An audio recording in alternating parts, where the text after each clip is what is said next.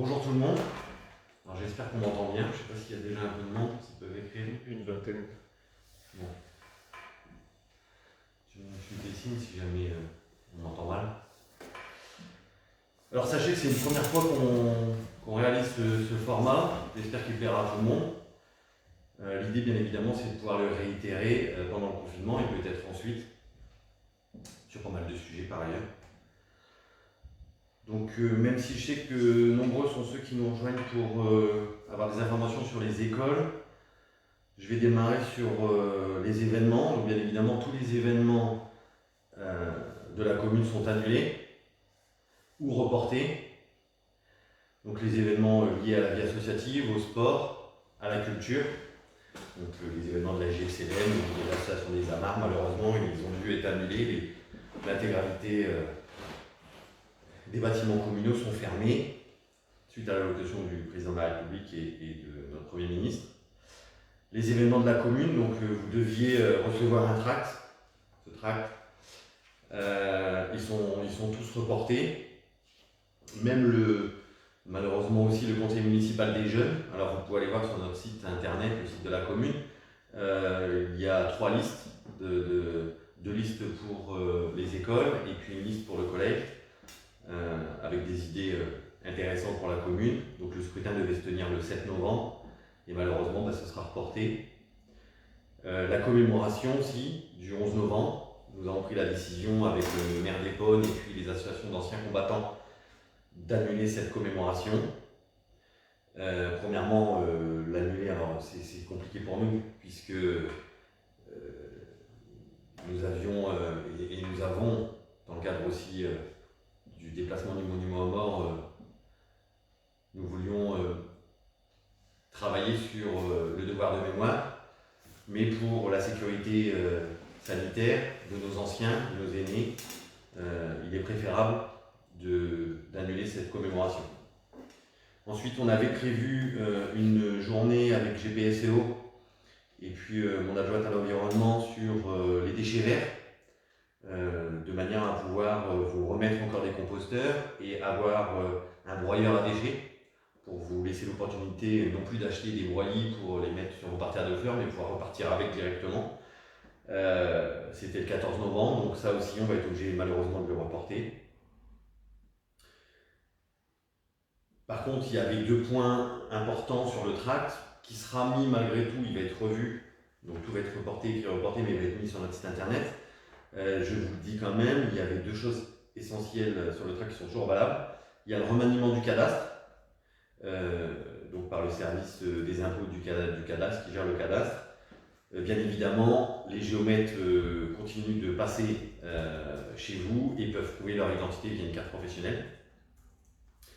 Et enfin, la bibliothèque, nous avons pris la décision que cet accès à la culture puisse devenir gratuit pour l'ensemble des jeunes de moins de 18 ans, les étudiants et les demandeurs d'emploi. Le tarif reste inchangé pour les adultes. Mais donc, dès sa réouverture, puisqu'elle est aussi malheureusement fermée, on est en train de travailler avec nos services pour voir si on ne peut pas mettre en place un espèce de click and connect pour que vous puissiez malgré tout venir retirer les livres. Mais en tout cas, à aujourd'hui, à l'heure où je vous parle, elle est fermée. Et dès sa réouverture, ce sera gratuit pour les moins de 18 ans, les étudiants et les demandeurs d'emploi. Ensuite, la Toussaint, sachez que le cimetière, lui, reste ouvert. D'ailleurs, je remercie nos agents ainsi que les enfants de l'EJM, l'Espace Jeune Méziérois, qui ont nettoyé le cimetière. Voilà, c'est important, à mon sens, de le faire savoir, puisque souvent c'est fait et personne ne les voit. En plus, ils sont dans le cimetière, donc on les voit encore moins. Mais je voulais vous le faire savoir. Je voulais aussi remercier et apporter un total soutien à nos commerces de proximité. Comme pour la première vague, certains peuvent s'adapter, certains s'adaptent et continuent à offrir un service aux Méziérois. Je pense notamment par exemple à notre charcutier. Je pense aussi au restaurant chinois qui fait des plats emportés. Quand malheureusement d'autres ne peuvent pas s'adapter, puisqu'on leur a tout bonnement exigé la fermeture, sachez que je milite avec d'autres maires pour que nous puissions rapidement leur autoriser à ouvrir en respectant un protocole sanitaire strict, les gestes barrières, etc. Je pense notamment à notre coiffeuse, à nos esthéticiennes, etc. Pour en revenir aux écoles, donc je sais que vous êtes certainement nombreux, vous êtes connectés pour cela. Ce qui est difficile pour nous, alors dès vendredi matin, on a passé tout notre vendredi à travailler sur le sujet, avec des rebondissements, et vous avez vous-même suivi l'actualité, où à 18h, on nous annonce que la rentrée, c'est plus 10h20, mais c'est 8h30 comme d'habitude. Ce qui est compliqué aussi pour nous, c'est qu'à la fois, on doit respecter le protocole sanitaire pour lutter contre le Covid-19, la Covid-19, pardon, et dans le même temps, on est en plan Vigipirate alerte attentat, où en fait, on nous demande pour le coup une distanciation avec des fenêtres ouvertes pour respirer le mieux possible et faire circuler l'air convenablement.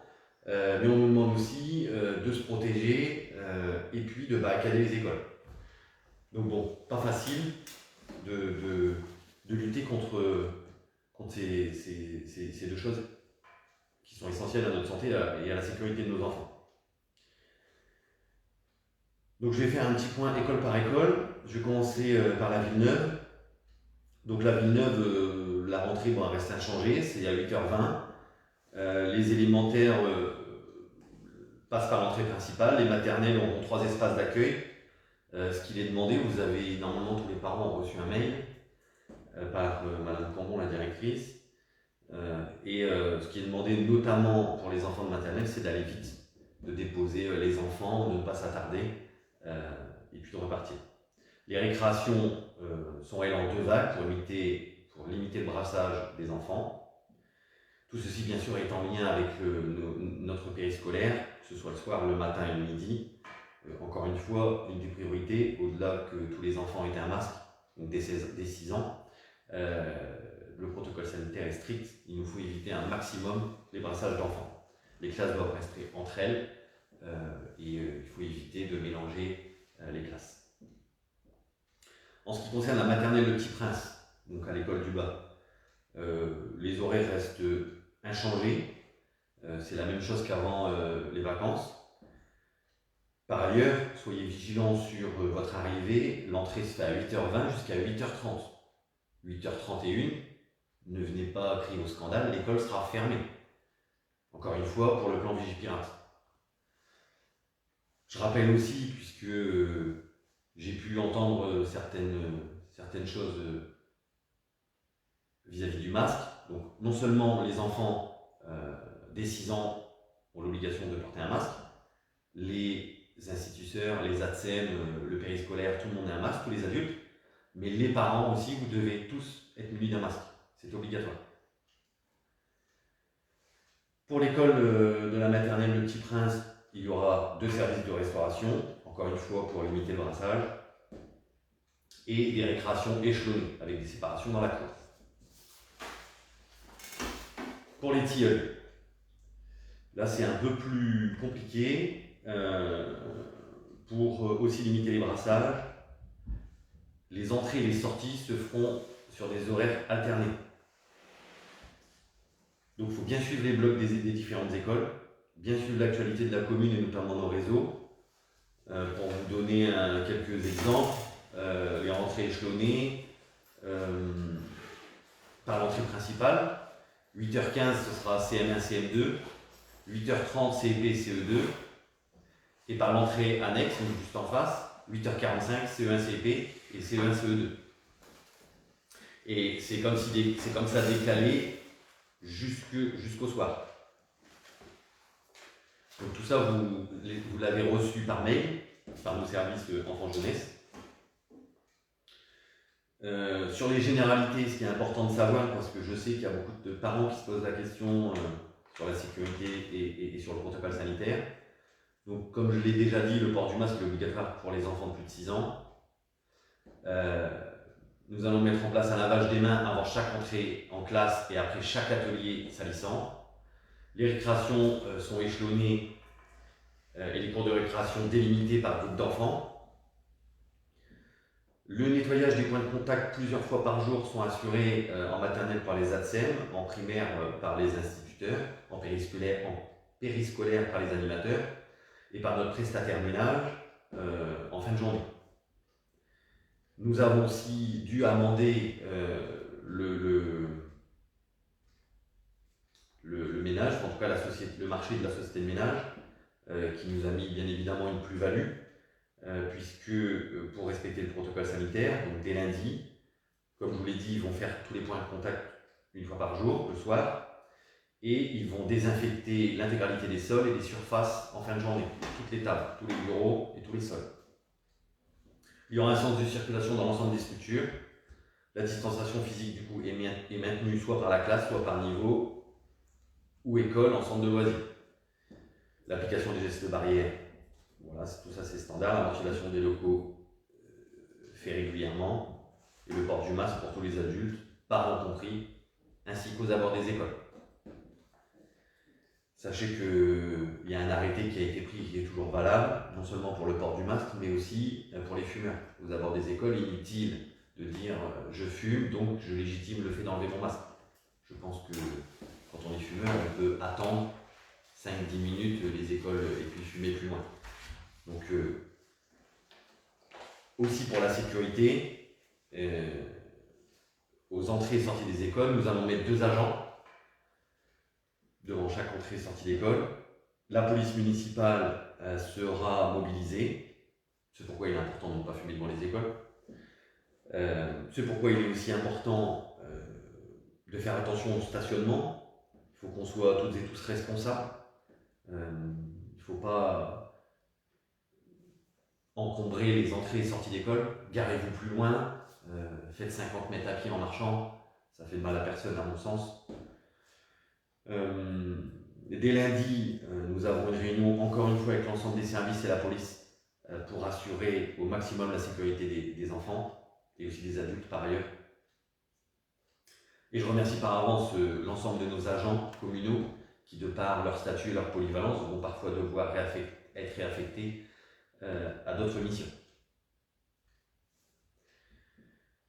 Voilà pour les écoles. Ensuite, je répondrai aux éventuelles questions. Je voulais faire un petit point sur les travaux, puisque vous voyez tous que malgré tout, il faut relancer l'économie du pays et il faut aussi relancer les travaux. La toiture de l'école des Tilleuls est bientôt terminée. Ils ont pris du retard de 48 heures parce qu'ils ont eu un incident. Il y a un ouvrier qui s'était mis, je crois, le genou ou la cheville. Et en plus, ils se sont fait voler du matériel. Donc, ils ont pris 48 heures, 2 jours de retard. Donc, lundi, mardi, peut-être lundi soir, on verra, mais en tout cas, mardi au plus tard, il y aura encore des travaux, mais pas dans la cour de l'école, uniquement du côté de la salle arc-en-ciel pour finaliser tout ce qui est solin, etc. Ensuite, les trottoirs de la rue Fricoté, donc vous le verrez si vous ne l'avez pas déjà vu, ils sont neufs, ils sont dans l'attente de planter les nouveaux arbres. Ensuite, suite au dernier conseil d'école, on a lancé un audit parce que, à juste titre, les parents d'élèves, mais aussi les instituteurs nous ont dit qu'il y avait pas mal d'anomalies. Des fois, c'est une prise, des fois, c'est une plainte, des fois, c'est une fenêtre qui attend depuis 10 ans, etc. Donc, nos services, avec nos élus, ont réalisé un audit en interne sur les anomalies. On a relevé plus de 1000 anomalies sur l'intégralité des structures scolaires. Donc ça, c'est le résultat, malgré tout, de ne rien faire. Donc on ne va pas pouvoir tout faire d'un coup. Donc on va le faire petit à petit. On en a profité pendant les vacances de la Toussaint en régie. On va essayer de faire un maximum en régie. Donc ce sont nos agents qui ont réparé une prise, qui ont réparé une plainte, qui ont changé une vitre. Voilà, on espère que ces 1000 anomalies seront réparées en moins d'1 an. Voilà. Ensuite, la rue nationale, alors là c'est un gros sujet. Le bout de la rue nationale qui va être mis en double sens. Le marché a été validé dans l'ancienne mandature pour l'enfouissement des réseaux, etc. Et puis il reste, entre guillemets, le marché assigné de la couche de macadam, de la petite peinture noire à mettre pour finaliser. Sauf que GPSO, alors je ne sais pas si vous suivez un peu l'actualité, mais c'est un peu compliqué financièrement, voire très compliqué, que ce soit en investissement ou en fonctionnement. Donc pour l'instant, ils ont gelé l'intégralité des marchés. Donc je ne sais pas, en tout cas on a milité avec les services et les élus pour que ce soit fini avant la fin de l'année. D'après les bruits de couloir, et notamment la dernière conférence des maires, ça devrait pouvoir le faire, mais on a quelques doutes. Donc là, GPSO va mettre un coup propre de manière à au minimum sécuriser les trottoirs, parce qu'il y a quand même pas mal de personnes âgées aussi dans ce secteur, éviter d'avoir des jambes cassées. Voilà. Et on espère que les travaux vont rapidement reprendre. Et puis la sécurisation de la rue de Chauffour, vous l'avez vu, ça fait des années qu'on le dit, c'est très dangereux, cette falaise menace de s'effondrer, et puis ça tombe sur nous. Il y a un arbre qui est tombé il y a de ça maintenant une bonne semaine. Heureusement, il n'y a pas eu de blessés, si ce n'est de véhicules, donc juste matériel. Donc on a là-dessus, forcément, tout le monde se rejette la balle, mais il faut assurer un minimum, en tout cas la sécurité des habitants. S'agissant d'une falaise, on sait que ça peut, si jamais elle s'éboule, elle peut aller assez loin et elle pourrait toucher les habitations. Donc du coup, les pompiers sont venus avec un expert pour faire un rapport qui, dès lundi, part au service de Grand Paris Seine-Ouest, GPSO, du département, puisque la rue de Chauffour est une départementale, au-dessus de la rue des Ligneux appartient à GPSO. Donc ils partent à destination des deux présidents et nous mettrons en copie le préfet pour que les travaux de sécurisation soient réalisés dans les plus brefs délais. Voilà. Donc on vous tiendra au courant sur ce sujet. Et ensuite, deux petits points avant de répondre aux éventuelles questions. Tu as des questions? Oui. Beaucoup? Quelques-unes. Ah. Normalement, donc un point positif, le don du sang est maintenu. Donc vous le verrez certainement sur notre site si ce n'est pas déjà fait. Donc ce sera le 20 novembre, salle arc-en-ciel, 14h30, 19h30. Il est important, j'irai moi-même donner mon sang, il est important de donner notre sang justement avec la saturation des hôpitaux. Je sais qu'on manque de sang, donc voilà, si on peut tous y aller, ça pourrait être parfait pour l'association. Et je remercie les bénévoles de cette association qui nous ont sollicités. Ils font don du sang un peu partout sur les communes, mais à Mézières, on n'avait jamais répondu par la positive et du coup on l'a fait. Donc j'espère que ce sera maintenu, en tout cas à aujourd'hui ça l'est. Et puis ce format de vidéo, je vous l'ai dit dans notre premier magazine, sera équivalent au vœu du maire, puisque j'ai pris la décision d'annuler la tenue des vœux du maire, et ce depuis le début du mandat, depuis le mois de juin. Et donc on vous fera une vidéo pour les vœux du maire. Voilà. Alors la régie, cher adjoint à la communication, quelles sont les questions? On a quelques questions. D'abord, une question de Sandrine de Oliveira par rapport à la bibliothèque. Est-il envisagé de pouvoir réserver un livre à l'avance et de venir le récupérer sur rendez-vous? Ah, justement, là, pour cette question, je l'ai dit peut-être mal dit. Là, pour l'instant, c'est fermé par obligation. Par contre, il y a des structures qui sont équipées de click and collect. Donc, on a rendez-vous mardi avec la bibliothécaire pour voir comment on peut s'organiser, donc en effet, pour pouvoir apporter ce genre de service. Alors, je ne peux pas répondre par la positive tout de suite, mais on y a réfléchi hier pendant qu'on nous étions en réunion de crise. Et on a rendez-vous mardi. Donc le lundi, ça va être essentiellement sur la sécurité des écoles, etc.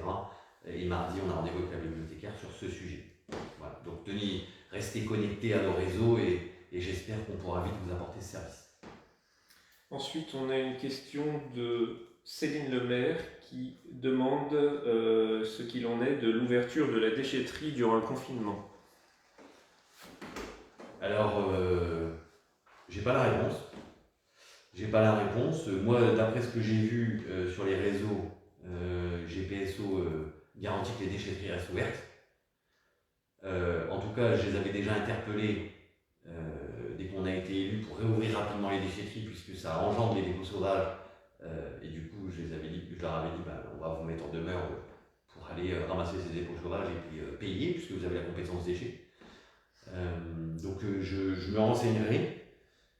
J'appellerai le vice-président en charge des déchets et on mettra rapidement un petit truc sur Facebook dès qu'on aura tout cas sur nos réseaux et sur les panneaux lumineux, dès qu'on aura la certitude qu'ils restent ouverts. Voilà. Ensuite, on a quelques questions par rapport aux écoles. Donc, d'abord, au préalable, on a une question de Monsieur Frédéric Brequeville qui demande si, comme à l'instar d'autres maires, si vous, Monsieur le maire, vous aviez prévu d'autoriser par arrêté une ouverture des commerces, qui ne sont pas des commerces de première nécessité. Ah oui, ça c'est pas les écoles. Du coup, Non, pardon. Alors j'ai pas mal discuté hier sur ce sujet. Il faut savoir que les maires qui font ça, ça reste un peu de démago. Ils se font tout de suite casser par le préfet et les arrêtés ne sont pas valables. Par ailleurs, il y a pas mal de pétitions qui sont en place. J'en ai signé une de par la République Ensemble avec Stéphane Travers. Il y a beaucoup de députés qui l'ont signé, donc j'ai dit que j'étais signataire. Beaucoup de démarches sont mises en place. Je pense que notre président de la République va entendre ce que les maires ont à dire.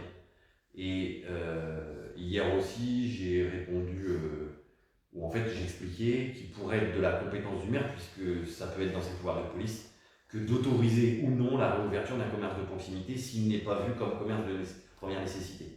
Donc voilà, j'y travaille. Je ne vais pas prendre un arrêté qui sera caduque en l'espace de 10 heures pour faire rêver et pour faire espérer les commerces de proximité. Je pense qu'il faut rester dans les clous, dans la loi, plutôt se fédérer avec plusieurs maires et puis se faire entendre au niveau du gouvernement et de l'Élysée. Voilà. Ok. Ensuite, donc, pour les écoles, donc, quelques questions. Donc, la première de Noémie Arnoux, qui s'interroge, qui doit avoir effectivement un problème d'organisation par rapport au protocole qui est mis en place. Comment est-il possible de gérer, de faire respecter le protocole des enfants pour des personnes qui travaillent et qui ont un enfant qui rentre à 8h15 et l'autre à 8h45, certainement dans des classes distantes. Ah oui. Bah ça, il y a qu'une solution, malheureusement. En tout cas, nous, on n'a qu'une solution à apporter, c'est le périscolaire. Exceptionnellement, enfin voilà, mettez vos enfants le matin à la garderie, de telle sorte à ce que le périscolaire le gère pour vous. Voilà, c'est la seule réponse qu'on peut avoir. Après, tout ça, c'est l'éducation nationale qui le décide. Nous, en qualité d'élus, donc les locaux des écoles restent un bien communal, ils sont à la responsabilité du maire et des élus. Mais nous n'avons qu'un devoir de moyens. On doit apporter les moyens nécessaires à la bonne tenue des cours, etc., de la sécurité. Mais à l'intérieur, c'est l'équipe pédagogique, c'est l'éducation nationale qui décide s'ils doivent commencer à 8h20, à 10h, à 9h. Nous, on n'a qu'une obligation de moyens, donc voilà. Ok. Par rapport au nouveau protocole, une question de M. Frédéric Brequeville à nouveau. Est-ce qu'il est prévu que la commune participe pour la dotation de masques pour des petits, par exemple? Notamment, par exemple, un masque par famille ou quelque chose comme ça. Alors là-dessus,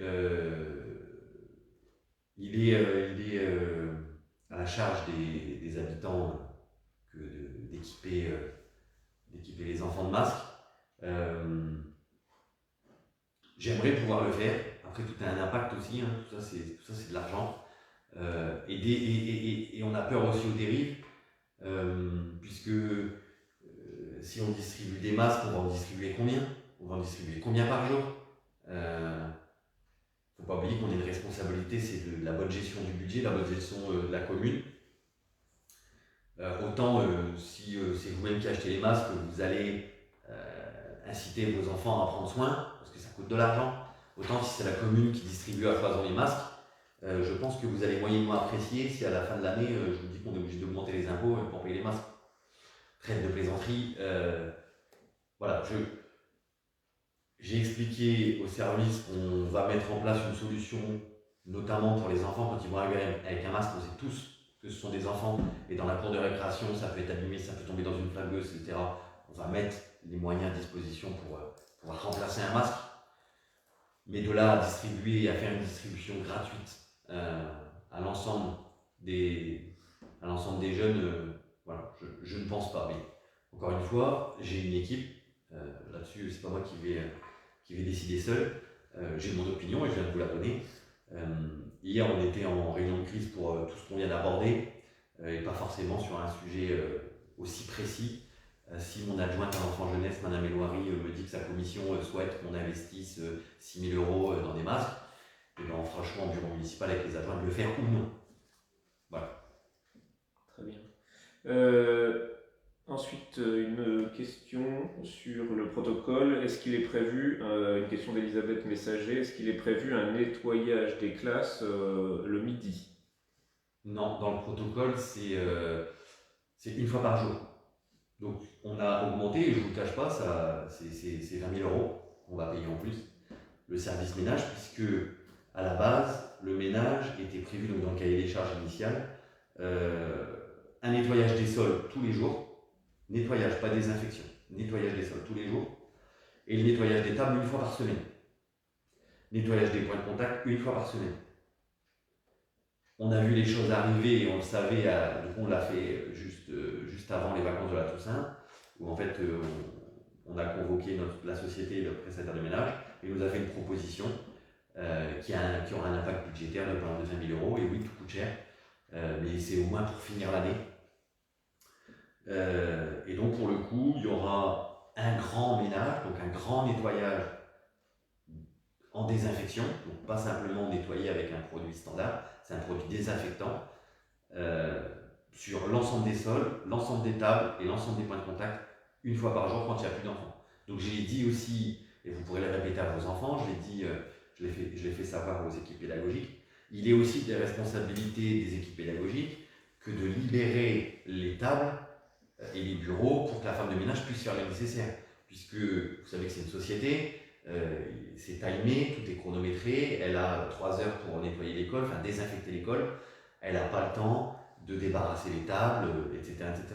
C'est à nous de rendre les tables vides pour qu'elle passe avec son désinfectant et voilà, tout soit désinfecté. Ok. Ensuite, au niveau de... Alors, je reprends les questions. Question pratique, est-ce que le City Stade restera ouvert durant le confinement? Une question de Nicolas Porte. Non, il est fermé. D'accord. Deux questions de Jacques Kelven par rapport aux travaux.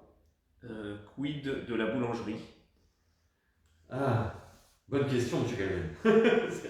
Très bonne question. Alors, c'est aussi des gros sujets, hein, puisque la boulangerie, aux dernières nouvelles, les travaux devraient démarrer avant la fin de l'année pour une livraison de la boulangerie en novembre 2021. Donc, on a déjà audité plusieurs candidats, on les a envoyés aux bailleurs, donc aux futurs propriétaires, qui est les résidences. Maintenant, le lot boulangerie avec les logements au-dessus est lié au lot des 30 logements derrière, qui avait été mis en place par l'ancienne équipe. Sauf qu'à aujourd'hui, les bâtiments de France bloquent un peu le sujet, même s'il n'y a pas de vis-à-vis avec l'église, donc c'est un peu compliqué, mais parce que l'architecte n'a pas forcément bien travaillé. C'est des sujets assez techniques. Ceci étant, je vois l'architecte des bâtiments de France là, début novembre, je crois que c'est le 6. Et je refais un point avec elle avant de revoir l'architecte avec nos services et puis les services des résidences, Citalios, l'EFIF et compagnie, puisqu'il y a beaucoup de monde à l'intérieur. L'idée, c'est de rapidement, en tout cas, je pense que les travaux de la boulangerie, ils vont les démarrer. Ils s'étaient engagés à les démarrer avant la fin de l'année, même si le lot des 30 logements bloque un peu juste derrière. Je pense qu'ils vont rapidement les lancer. Je leur ai donné l'objectif, c'est qu'avant la fin de l'année prochaine, on ait un boulanger ouvert à Mézières et un vrai boulanger qui fasse du bon pain. Voilà. Et donc une autre question de Monsieur Kelven qui demandait est-ce que des food trucks vont monter jusqu'à la Villeneuve? Alors, j'aimerais bien, Monsieur Kelven, j'aimerais bien. On a émis l'idée, et notamment avec le food truck Bretagne, les crêpes bretonnes, il va certainement faire un essai pour s'installer au bord de la rue de Chauffour. En fait, on est en train d'essayer de choper un emplacement. Je pense que ça sera peut-être au lavoir, tout là-haut, puisque la problématique aussi de l'installer, c'est qu'il faut une prise électrique. Donc il faut un bâtiment communal. sauf si un concitoyen veut prêter son électricité pour un food truck. Je veux bien le savoir du coup, mais sinon on le mettra certainement, alors il fera un essai. L'idée c'est de capter en chalandise et les gens de la Villeneuve et potentiellement les gens qui vont à Septeuil, Jumeauville, puisqu'ils passent par là. Donc il me dit que ça peut être une bonne idée. On a travaillé dessus avec Zora Emad, qui est notre conseillère municipale déléguée au commerce de proximité. Est-ce qu'il va le faire avant la fin de l'année? Je ne sais pas. Après, en tout cas, on a commencé à en discuter. Ouais. Et j'aimerais bien que ça se fasse. Et si lui il montre l'exemple et que ça fonctionne, forcément, ça incitera d'autres food trucks, comme certainement la friterie ou la pizzeria, à venir s'y installer. Voilà. On change de sujet, une question d'Elisabeth Messager qui demande est-ce que le centre de loisirs restera ouvert aux mêmes heures durant le confinement? Est-ce qu'il y a des changements de fréquence du nettoyage également? Alors oui, le nettoyage que je viens de vous citer dans les écoles, et donc les pas loin de 20 000 € de dépassement, incorpore aussi le centre de loisirs, puisque le protocole sanitaire, on ne va pas le faire plus rude, même si, de vous avouer, entre l'éducation nationale et puis ce qui nous est imposé pour le centre de loisirs, des fois il y a des variables d'ajustement et une souplesse au niveau des centres de loisirs. Mais on a fait le choix d'avoir exactement la même qualité de prestation dans le centre de loisirs que dans les écoles, pour avoir une exigence sanitaire. Et quant aux horaires d'ouverture, ça reste inchangé que depuis la reprise standard du mois de septembre. Voilà, donc ça reste les mêmes horaires avec les mêmes prestations. Ensuite, une question d'Anna Andrade par rapport au ramassage des déchets verts, qui aimerait savoir pour son organisation personnelle, et je pense que ça intéresse beaucoup de Mézièrois, si le ramassage sera remis en service ou prorogé à l'avenir. Ouais, vaste question, mauvaise question pour le coup. Mais je vais essayer d'y répondre et être le plus concis possible. Ça a été une volonté de l'équipe de le remettre en place. Sauf que la compétence déchets est une compétence intercommunale, donc en Paris Seine-et-Oise, GPS. Si en temps normal on met en place les déchets verts, donc on paye une société comme la Sotrema pour le faire, le trésor public va refuser la facture. Donc il ne paiera pas le prestataire puisqu'il va dire à la commune ce n'est pas de votre compétence, donc vous n'avez pas à nous envoyer une facture de déchets verts, c'est à la compétence communauté urbaine, donc on ne paiera pas. Donc on se mettra en faute. Comment on a réussi à la mettre en place sur juillet-août? Comme les déchetteries étaient fermées, dès qu'on est arrivé avec l'aide des services, j'ai écrit au trésorier ainsi qu'au préfet pour légitimer la crise sanitaire, légitimer les dépôts sauvages, légitimer que les déchetteries étaient fermées, et que j'étais dans l'obligation, comme on n'est pas dans le marché déchets verts de GPSO, de mettre en place ce service de proximité pour les habitants. Donc on a été autorisé à le faire pour juillet-août. Septembre arrivant, bien évidemment j'avais anticipé, mais avant septembre, j'avais rencontré la Sotrema et puis les services de GPSO. Il s'avère que dans le cadre d'un marché public, on ne peut pas excéder un certain pourcentage de dépassement. Et Grand Paris Seine-et-Oise, quand il a fait son marché, il a ouvert son marché, donc c'est un appel d'offres, et c'est la Sotrema qui l'a eu sur notre secteur. Il a demandé aux communes, donc il y a de ça plus d'1 an, il a demandé aux communes qui voulait avoir le ramassage des déchets verts. Donc l'ancienne équipe a dit non, ça ne nous intéresse pas. Donc on ne fait pas partie du marché de Grand Paris Seine-et-Oise. Mais j'ai dit, c'est pas grave, mettez-nous dedans. Vous nous enlèverez un peu de financement, on le sait, ça coûte de l'argent, mais mes citoyens en ont besoin, ils le demandent et mettez-nous dedans. Au moins, le temps que ça existe toujours. Et Grand Paris Seine-et-Oise m'a répondu, en tout cas son vice-président Jean-Luc Gris m'a dit le problème, monsieur le maire, c'est si on le fait pour Mézières, on est obligé de le faire pour les 14 autres communes qui sont aussi pour le coup demandeuses. Mais si on le fait pour les 14 autres communes, on dépasse le montant qui nous est proposé. Donc, partant de là, on ne peut pas mettre en place pour Mézières. Du coup, j'ai dit, mais quelle est la solution à l'avenir? Donc, il ne vous aura pas échappé, parce que vous l'avez certainement su, je suis vice-président à GPSO, ce qui concerne l'environnement. Et il m'a dit, dans le cadre justement de l'environnement, il est évident, au prix des déchets, que ce soit les déchets d'ordures ménagères, mais aussi les déchets verts, il faut qu'on soit meilleur dans la quantité de déchets. Parce qu'on paye des sommes astronomiques, et les nouvelles réformes liées à l'environnement prouvent que, ne serait-ce que par exemple sur les ordures ménagères, si on ne change pas notre modèle, Grand Paris Seine-et-Oise va juste payer par an 1 million d'euros d'amende. Et c'est la même chose pour les déchets verts. Donc la réelle commande politique, c'est de dire, d'ici 2 ans, d'ici 3 ans, le ramassage des déchets verts à GPSO, il n'y en aura plus. Il n'y en aura plus en porte-à-porte. Il faut changer la façon dont on traite ces déchets verts. Et donc, du coup, on a mis en place et c'est ce qu'on devait faire à Mézières le 14 novembre. Mézières serait pilote pour GPSO de mise à disposition de bennes spécialisées dans les déchets verts. Donc, on viendrait nous-mêmes déposer les déchets verts. On a aussi pensé aux anciens qui, pour le coup, ne peuvent pas venir parce qu'ils ne sont pas outillés. Donc peut-être qu'avec nos services techniques au CCS, on peut mettre en place un service de proximité pour aller leur porter les déchets verts. On a aussi tout ce qui n'est pas forcément dans les déchets verts, mais tout ce qui est grand branchage, parce que beaucoup ont des arbres, ont des buissons, etc. Et donc on souhaitait pour le 14 novembre mettre à votre disposition un broyeur, donc avec un agent bien évidemment, mais vous viendriez avec, donc on va le reporter, vous viendriez avec vos branches. Hop, derrière il y aura un broyis, et plutôt que d'acheter le broyis, nous-mêmes on en achète quand on met autour des plantes, etc. Et vous repartiriez sur place avec votre propre broyis pour mettre autour de vos plantes. Bon, tout ça pour dire que malheureusement, il n'y aura plus de ramassage des déchets verts, mais heureusement, on va essayer de trouver des solutions alternatives avec d'autres services pour à la fois rendre service aux concitoyens, mais aussi limiter les déchets verts et les déchets en règle générale, qui est notre responsabilité à tous. Voilà. J'espère avoir été clair, concis, court.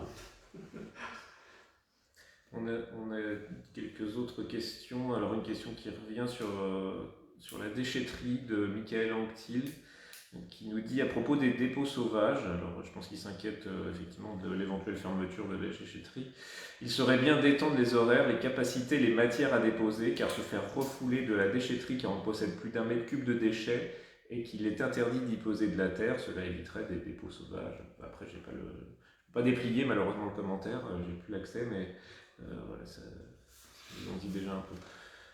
Alors, je prends note, je vais en parler à Jean-Luc Gris. Donc, je ne pense pas qu'ils vont fermer les déchetteries, même si j'ai vu qu'il y avait un cas de Covid à Mantes-la-Ville et je crois qu'ils vont la fermer. Mais hormis ça, je ne pense pas qu'ils aient prévu de les fermer, puisqu'en effet, c'est compliqué. Étendre les horaires, je le note, je vais lui en parler, pourquoi pas. Puis ça peut éviter aussi des affluences, ou peut-être qu'ils vont mettre en place le système par rendez-vous, qui de vous à moi est un peu agaçant, puisque moi-même, je suis comme vous, des fois je vais à la déchetterie. Maintenant, sachez aussi que vous avez la chance d'être méziérois, et on a la carrière Lafarge juste à côté. Si vous avez de la terre végétale, en tout cas du remblai, de matériaux inertes, pas de ferraille, pas de plâtre, enfin voilà, vraiment du matériau inerte, pas de goudron, pas d'amiante, vraiment de la terre végétale. De la terre ou de la pierre. De la pierre, voilà, de la brique. Et bien vous pouvez me demander, vous pouvez venir me voir, et je peux vous faire un document pour que vous alliez balayer gratuitement à la carrière Lafarge qui remblait la falaise. C'est théoriquement réservé aux entreprises qui payent, mais pour le coup, vous, en qualité de méziérois, vous pouvez avoir ce service gratuit. Donc doucement, venez pas tous dans 1 heure à la nuit, de toute façon ça va fermer, mais sachez-le, vous pouvez l'anticiper, et puis derrière, je crois qu'il y a une prise de rendez-vous à avoir avec Lafarge. En tout cas, vous venez nous voir. Alors l'accueil est peut-être pas au courant, dites bien que c'est lié à la vidéo qu'on a fait et que le maire vous l'a dit. À défaut, vous pouvez aussi envoyer un mail sur accueil@mézières78.fr, et puis on verra avec vous comment vous... Parce que c'est vrai on jette des choses en déchetterie qui pourraient servir ici au remblaiement de la falaise. Voilà. C'est pour ça que je vous le dis. Pour revenir sur les déchets verts, Une question de So Henriot. Bonjour, pour réduire les déchets, quand est prévue une distribution de composteurs? Est-il prévu une distribution de composteurs? Oui, c'est ce que je disais, il fallait être là à 11h. C'est ce que je disais le 14, ce qu'on nous avions prévu le 14 novembre. En plus de la benne pour mettre les déchets verts, en plus du broyeur, on devait refaire une distribution de composteurs comme on a fait au mois d'octobre, je crois. Donc oui, on compte en faire. Malheureusement, là, le 14 novembre, c'est reporté. Donc oui, on redistribuera des composteurs, tout comme on a aussi formé et on va mettre des composteurs collectifs au niveau des bâtiments rue nationale, parce que le compostage, c'est l'affaire de tous. Et voilà. Ok, on arrive à la fin des questions. Je Pas mal. regarde. Ouais. Une question de Florence Pouguet qui s'inquiète pour Notre coiffeuse. C'est ça. Qui nous dit non à la mort des coiffeurs. Dans mon salon, le port du masque est obligatoire, respect de 1 mètre, désinfection, fauteuil textile entre chaque client, et pourtant mon salon est fermé. Alors Florence, ma chère Florence, ma coiffeuse par ailleurs. Je sais que c'est difficile, je sais que vous souffrez et je vous apporte tout mon soutien sur le sujet. Dès hier, j'ai signé beaucoup de tribunes sur ce sujet. Il y a pas mal de collectifs de maires, et tu dois le savoir, qui poussent et qui ont fait savoir à notre Premier ministre et à notre Président de la République que nous souhaitions que la police du maire puisse décider de réouvrir un commerce de proximité dit non essentiel au quotidien. Et les conditions pourraient être, comme tu viens de l'expliquer, la mise en place d'un protocole strict avec respect des gestes barrières, etc. Donc je ne baisse pas les bras. J'espère sincèrement que notre président de la République écoutera ses maires, et je pense qu'il le fera pour pouvoir nous autoriser à ouvrir les commerces comme vous et comme l'esthéticienne et comme d'autres. Voilà. Mais encore bon courage. Une question de Monsieur Lassane Benomar qui demande si c'est pour répéter ou pas, mais est-ce qu'on a de la visibilité sur la fin des travaux rue de Chauffour? La fin des travaux. Ah, pour Veolia? Oui. Normalement, il devait être terminé là, début novembre. Alors, je ne sais pas si ça a pris du retard. Si ça a pris beaucoup de retard, on fera une communication, je vais le noter. Veolia rue de Chauffour. Parce qu'en effet, avec en plus les deux feux tricolores qu'on a dû mettre en place maintenant, c'est assez agaçant. Donc je rejoins un peu la question et je vais me renseigner à savoir si ça va être terminé rapidement ou pas. Ok. Je pense qu'on a fait le tour des questions. C'est bon du coup? On est pas mal. Alors du coup, je vais quand même conclure juste en vous disant que dans ces moments difficiles, il nous fallait toutes et tous rester soudés et solidaires, que bien évidemment les élus et vos nouveaux élus sont à votre disposition. Je vous demande aussi un maximum de faire attention à vos voisins, voisins qui parfois peuvent être simplement fragiles ou isolés. Si vous sentez qu'il y a la moindre difficulté, appelez la mairie, on reste ouvert aux horaires habituels. Contactez-nous soit par mail, soit par téléphone. Ainsi que le CCAS, les services CCAS sont aussi à votre disposition. Voilà. Je vous remercie, je vous souhaite un bon week-end. Je souhaite une bonne rentrée à l'ensemble des élèves. J'espère que tout se passera bien. Et d'ailleurs, je serai moi-même lundi aux entrées des écoles. Alors, je ne sais pas encore si je serai en bas ou en haut, mais en tout cas, voilà, je serai là. Il y a 2 dernières questions. Ah mais là, ça a foiré ma fin. Bon, allez-y, les dernières questions. Combien de cas Covid à Mézières? À ma connaissance, une famille. Voilà, une famille qui ne reprendra pas l'école. Une autre question de Sandrine de Oliveira. Quid des distances dans les bus scolaires? La distanciation. Les bus scolaires, c'est uniquement pour le collège. Et normalement, ils mettent en siège en quinquance, et du coup, c'est 1 mètre par enfant. En tout cas, alors ça, c'est pas trop ma responsabilité que de gérer ça, mais je crois que c'est comme ça que ça fonctionne. C'est bon? C'est bon. Du coup, merci à tous, bon week-end, et on quitte avant d'autres questions. À bientôt.